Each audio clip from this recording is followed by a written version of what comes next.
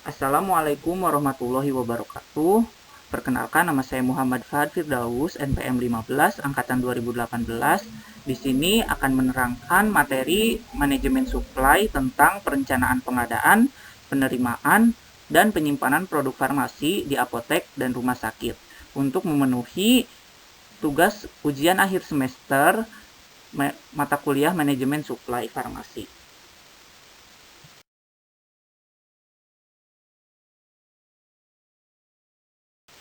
Yang pertama ada perencanaan.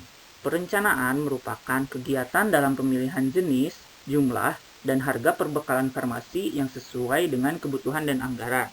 Tujuan dari perencanaan itu sendiri antara lain yang pertama memperkirakan jenis dan jumlah sediaan farmasi, alat kesehatan, dan bahan medis habis pakai yang tepat sesuai kebutuhan. 2. Menghindari terjadinya kekosongan ataupun kelebihan stok. Dan yang ketiga, meningkatkan penggunaan sediaan farmasi, alat kesehatan, dan bahan medis habis pakai secara efisien dan efektif. Untuk metode perencanaan pengadaan itu sendiri ada 3. Yang pertama ada metode konsumsi, lalu ada metode epidemiologi, dan ada metode kombinasi. Yang pertama ada metode konsumsi. Metode konsumsi ini didasarkan pada analisis konsumsi logistik periode sebelumnya. Untuk metode konsumsi ini ada beberapa hal yang harus diperhatikan, antara lain melihat evaluasi suplai obat, rasionalitas pengobatan, data stok, distribusi, dan penggunaan obat periode lalu. Mengestimasi jumlah kebutuhan obat periode mendatang dengan memperhatikan perubahan populasi, pola morbiditas, dan fasilitas pelayanan. Menerapkan perhitungan untuk penetapan periode konsumsi dan penggunaan tiap jenis obat pada periode lalu. Melakukan koreksi terhadap kecelakaan dan kehilangan, serta stock out. Lalu menghitung lead time untuk menentukan safety stock. Kelebihan dan kekurangan metode konsumsi. Adapun untuk kelebihan dari metode konsumsi ini antara lain tidak dibutuhkan data morbiditas dan standar pengobatan. Lalu perhitungannya lebih sederhana dan datanya dapat diandalkan jika pencatatan dalam kondisi baik. Namun, terdapat pula kekurangan dalam metode konsumsi ini, antara lain sulit untuk berkontak dengan pasien, lalu tidak dapat dijadikan dasar pengkajian penggunaan obat, dan tidak dapat diandalkan datanya apabila terjadi perubahan pola pada penyakit. Untuk perhitungan metode konsumsi ini digunakan rumus CT sama dengan dalam kurung CA dikali T ditambah SS dikurangi sisa stok, di mana CT itu merupakan kebutuhan per periode waktu, lalu CA itu kebutuhan rata-rata waktu dalam bulan, lalu T itu lama kebutuhan dalam bulan per tahun, dan SS itu adalah safety stock. Untuk menghitung safety stock itu dapat digunakan rumus lead time atau waktu tunggu per jumlah hari dalam satu bulan dikali CA. Berikut ada contoh soal untuk metode konsumsi ini, yaitu kebutuhan obat efedrin HCl di Rumah Sakit Medika Bahagia setiap bulannya sebanyak 150 ampul setiap 3 bulan dengan lead time dari pembelian tersebut yaitu 1 bulan. Tetapi terjadi stock out di PBF Bandung selama 2 bulan, sedangkan sisa stok dari Rumah Sakit Medika Bahagia hanya ada 75 ampul. Harga efedrin HCl adalah Rp5.000 per ampul, sehingga hitunglah berapa efedrin HCl yang harus dibeli dan anggaran yang harus dikeluarkan untuk membeli obat tersebut. Untuk menjawab contoh soal tadi, marilah kita bedah bersama. Nah, karena terjadi stock out, jadi T-nya itu sama dengan lead time ditambah lama stock out, di mana lead time-nya itu 1 bulan dan stock out itu 2 bulan. Jadi untuk nilai T-nya itu 3 bulan. Lalu digunakan perhitungan untuk menghitung SS dengan rumus lead time per jumlah hari dalam sebulan dikali CA, di mana lead time-nya itu 90 per 30 dikali CA-nya itu 150. Jadi SS-nya itu 450 obat. Maka ampul yang harus dibeli adalah masukkan ke rumus CT. CT sama dengan CA dikali T ditambah SS dikurangi sisa stok. CA-nya itu 150 obat dikali T-nya 3 bulan, di dalam kurung dikalikan, ditambah SS-nya 450 dikurangi sisa stok 75 obat. Jadi, obat yang harus dibeli adalah sebanyak 825 obat. Anggaran yang harus dikeluarkan untuk 825 obat yaitu tinggal dikalikan dengan Rp5.000. Jadi anggaran yang harus disiapkan yaitu Rp4.125.000. Yang kedua ada metode epidemiologi. Metode ini didasarkan pada pola penyakit, data jumlah kunjungan, frekuensi penyakit, dan standar pengobatan yang ada. Hal-hal yang harus diperhatikan dalam penyusunan metode epidemiologi ini antara lain, yang pertama, menyusun daftar masalah kesehatan atau penyakit utama yang terjadi. Yang kedua, lakukan pengelompokan pasien. Yang ketiga, prinsip penggolongan umur harus sesederhana mungkin. Yang keempat, tentukan frekuensi tiap penyakit per periode. Yang kelima, susun standar terapi rata-rata atau terapi ideal.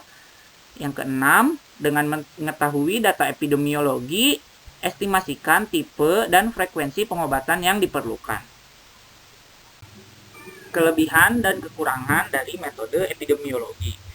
Adapun kelebihan dari metode ini antara lain, data konsumsi tidak dibutuhkan, dapat digunakan untuk pengkajian pola pengobatan, dan mendorong melakukan pencatatan morbiditas.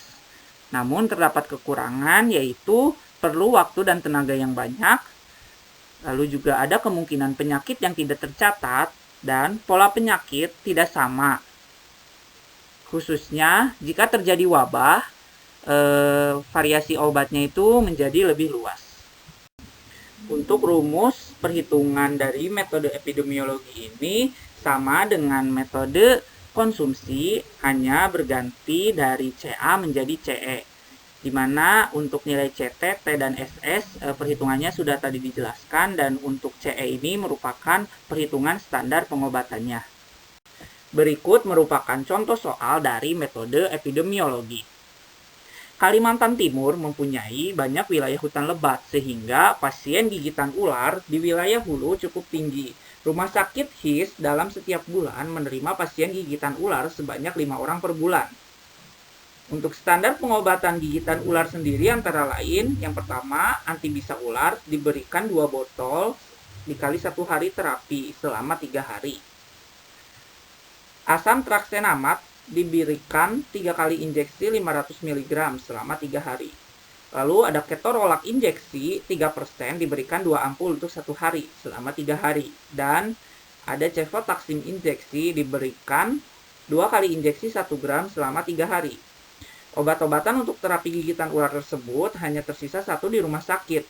Sedangkan pembeliannya itu setiap 1 bulan sekali dengan lead time-nya 1 minggu. Harga untuk 1 kali pemberian standar pengobatan untuk gigitan ular sendiri adalah Rp600.000. Maka, hitunglah berapa obat dalam standar terapi yang harus dibeli dengan anggaran yang harus dikeluarkan untuk memenuhi persediaan tersebut. Untuk menjawab soal tersebut, kita kalikan dulu jumlah obat yang diperlukan dikali jumlah pasien setiap bulannya. Untuk yang pertama itu antibisa ular, digunakan 2 botol dalam dikalikan 3 hari, yaitu 6 botol dikali 5 pasien menjadi 30. Lalu untuk asam traksenamat diberikan 3 ampul dikali 3 hari, yaitu 9 ampul dikali 5 pasien, yaitu 45. Lalu ketorolak injeksi 3% itu 2 ampul dikali 3 hari, yaitu 6 ampul dikali 5 pasien, jadi 30. Dan cefotaksim injeksi itu 2 ampul dikali 3 hari, sama dengan 6 ampul dikali 5 pasien menjadi 30. Sehingga standar rata-rata pengobatan itu adalah 30. Kemudian kita menghitung SS dari soal tersebut, di mana SS-nya itu lead time-nya itu 7 hari per 30 dikali 30 untuk nilai CE-nya, yaitu didapat 6,99 atau dibulatkan menjadi 7. Maka terapi yang harus dibeli adalah masukkan ke dalam rumus CT sama dengan CE kali T dikalikan dalam kurung ditambah SS dikurangi sisa stok. Di mana CE-nya itu 30 dikali 1 bulan ditambah SS-nya 7 dikurangi sisa stoknya 1, yaitu didapat nilai CT-nya itu 36. Untuk anggaran yang harus dikeluarkan yaitu 36 dikali Rp600.000 sama dengan Rp21.600.000. Kemudian ada metode kombinasi, yaitu gabungan perhitungan metode konsumsi dengan koreksi epidemiologi yang sudah dihitung dengan suatu prediksi. Boleh berupa persentase kenaikan kasus ataupun analisa tren. Metode kombinasi ini digunakan untuk obat dan alkes yang terkadang fluktuatif. Maka dapat menggunakan metode konsumsi dengan koreksi-koreksi pola penyakit, perubahan jenis ataupun jumlah tindakan, perubahan pola persepan, dan perubahan kebijakan pelayanan.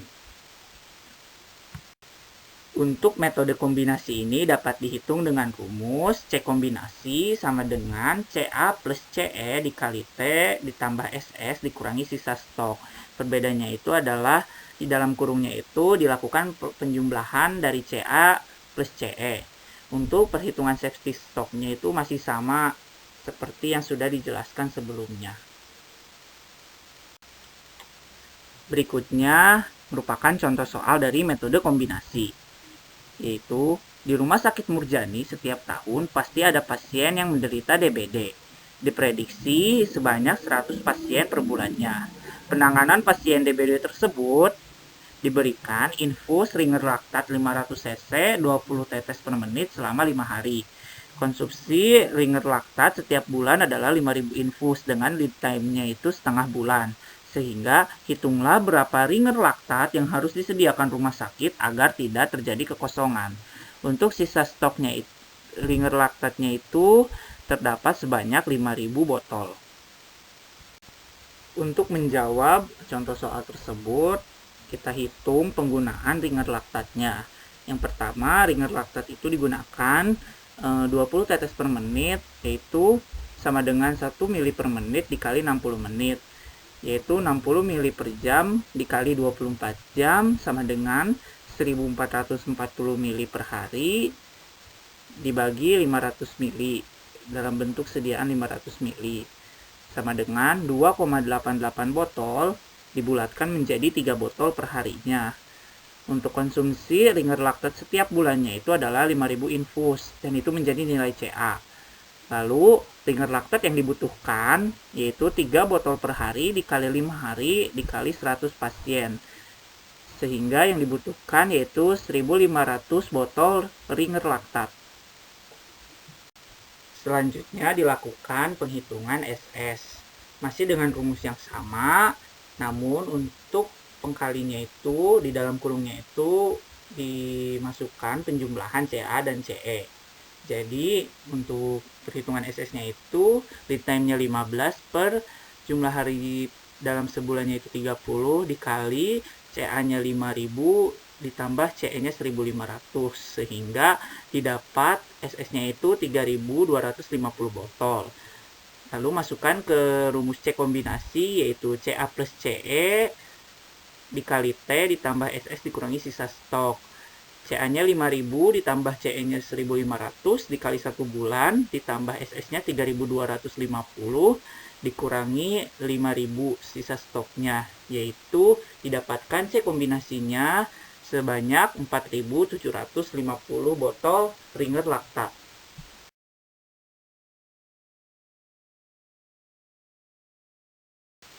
Lalu selanjutnya ada metode analisis evaluasi. Yang pertama itu metode ABC. Tujuan dari metode ABC ini yaitu mencoba untuk memisahkan kategori yang terpenting sampai yang tidak begitu penting. Tidak bergantung dari harga per item, tetapi tergantung jumlahnya juga. Ada 3 pembagian dalam metode ABC ini, yaitu kelompok A itu biasanya sejumlah 10-20% dari total item dan merepresentasikan 60-70% total nilai. Lalu untuk kelompok B itu berjumlah 20% dari total item dan merepresentasikan 20% total nilai, dan kelompok C biasanya berjumlah 60-70% dari total item dan merepresentasikan 10-20% total nilai. Lalu yang kedua itu ada metode Venn. Metode Venn ini dilakukan dengan mengelompokkan obat yang didasarkan pada dampak tiap jenis obat pada kesehatan. Yang pertama itu ada kelompok V, yaitu kelompok obat yang paling vital, antara lain obat penyelamat, obat untuk pelayanan kesehatan pokok, obat untuk mengatasi penyakit-penyakit penyebab kematian yang terbesar. Lalu ada kelompok E, yaitu obat-obat yang bekerja kausal, yaitu obat-obat yang bekerja pada sumber penyebab penyakit. Lalu ada kelompok N, yaitu obat-obat penunjang, yaitu obat yang kerjanya ringan dan biasa dipergunakan untuk menimbulkan kenyamanan atau untuk mengatasi keluhan yang ringan. Kemudian ada gabungan dari metode ABC dan Venn. Dibentuk dari tabel yang merupakan irisan dari kedua metode tersebut, di mana untuk kelompok 1 ini terdiri dari kategori AV, AE, AN, BV, dan CV. Untuk kelompok 2 itu masuk ke dalam kategori-kategori yaitu BE, BN, dan CE. Dan untuk kelompok 3 itu terdapat satu kategori yaitu kategori CN.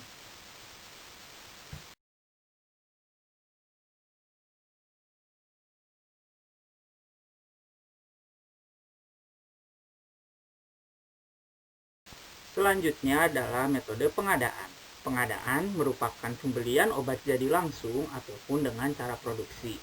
Prinsip pengadaan sendiri berdasarkan keputusan Menkes RI nomor 38, yaitu mutu obat terjamin, memenuhi kriteria, khasiat, keamanan, dan keabsahan. Lalu mempunyai izin edar, pengadaannya dilakukan secara efektif, menerapkan konsepsi obat esensial generik, dan pengadaan dilakukan melalui industri ataupun pedagang besar farmasi. Untuk proses pengadaan sendiri itu ada tender terbuka, tender terbatas, pembelian dengan negosiasi, dan pengadaan langsung. Hal-hal yang perlu diperhatikan dalam pengadaan obat terkhusus untuk obat-obat yang berada pada situasi berikut. Yang pertama itu untuk obat-obat yang tidak stabil dalam penyimpanan lama, dan juga ada obat yang dikehendaki dengan bentuk tertentu dalam formula dan konsentrasi khusus, serta obat yang dibuat untuk penelitian. Untuk metode pengadaan obatnya sendiri itu, pengadaan yang dipilih, penyusunan dan persyaratan kontrak kerja sangat penting untuk menjaga pelaksanaan pengadaan itu terjamin mutunya. Lalu untuk cara pengadaannya sendiri itu bisa dilakukan dengan pembelian, produksi sendiri, sumbangan, grant, hibah, dan konsinyasi.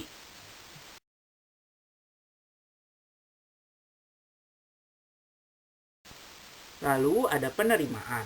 Penerimaan merupakan kegiatan untuk menjamin kesesuaian jenis spesifikasi jumlah, mutu, waktu penyerahan, dan harga yang tertera dalam kotak atau surat pesanan dengan kondisi fisik yang diterima.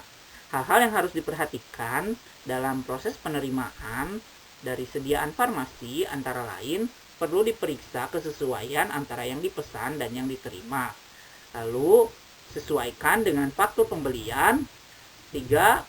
Periksa kondisi fisik barang apakah terdapat cacat ataupun tidak. Lalu mencatat di buku penerimaan dan membuat berita acara penerimaannya.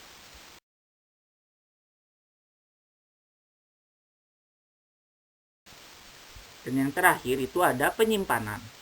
Penyimpanan ini bertujuan untuk menjamin keamanan dari kehilangan, kerusakan, dan kebakaran sediaan farmasi. Lalu memeriksa mutu barang dan menjaga keberlangsungan persediaan. Selain itu juga memudahkan pencarian dan pengawasan terhadap masa kadaluarsa sediaan farmasi tersebut, dan mengatur aliran barang dari tempat penyimpanan ke pengguna, serta menjamin pelayanan yang cepat dan tepat bagi pasien. Hal-hal yang harus diperhatikan di dalam penyimpanan sediaan farmasi antara lain, perhatikan stabilitas sediaan, yaitu stabilitas terhadap suhu dan cahaya matahari serta kelembapan. Lalu bentuk sediaan, kelas farmakoterapi dan juga penyimpanan itu harus disusun secara alfabetis. Serta perlunya penyimpanan untuk obat-obat khusus seperti narkotika, psikotropika, obat-obatan terlarang, dan prekursor. Lalu diberikan label high alert untuk obat-obat yang akan memberikan resiko yang gawat jika kita sebagai farmasis salah ambil. Contoh yaitu dextrose 40, insulin, dan epinefrin. Lalu menerapkan LASA atau look alike dan sound alike seperti captopril 25 mg dan captopril 50 mg. Di sini dua-duanya itu sama-sama captopril, tapi diperhatikan pula dosisnya. Yang satu 25 mg dan yang satu lagi itu 50 mg. Terima kasih atas perhatiannya. Mohon maaf bila terdapat kekurangan dalam penjelasan ini.